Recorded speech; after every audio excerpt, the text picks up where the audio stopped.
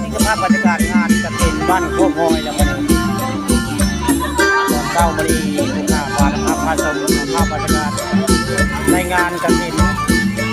บ้านโคกงอยแล้วตอนเช้ามาดีบรรยากาศคนหลายได้ตอนนี้กำลังเตรียมพร้อมนะเตรียมพร้อมมีสิคนที่รำเลยดนตรีพร้อมมาเลยเครื่องเสียงพร้อมแล้วคนกำลังสิคนที่รำเลยนี่คือภาพบรรยากาศในงานอยู่บริเวณบ้านโคกเลยกำลังเตรียมพร้อมได้เตรียมพร้อมยืนกำลังยืนนะกำลังยืนสิคนเลยนี่คนกับหลายพอสมควรได้งานบุญมานี่งานบุญบ้านโคก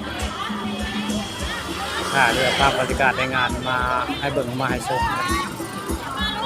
คือภาพในงานนางงามคนกับ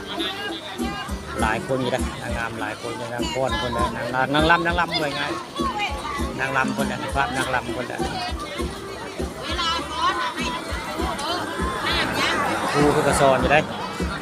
เวลาฟ้อนไปได้แบบนี้ได้ฟ้อนแนะนำนางงามคนเนาะแนะนำนางงามคนการฟ้อนการล่ำไว้ไง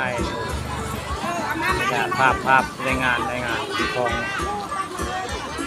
งานกฐินมื้อนี้ยังบ่เป็นเฮียเป็นแนวอยู่เด้ยังจัดยังบ่แล้วอยู่ยังแนะนำแล้วนั่นเดี๋ยวนี้อยู่เด้ยังแนะนำการฟ้อนการล่ำจะแบบใดเนาะนี่ก็เป็นภาพบรรยากาศคนลานี่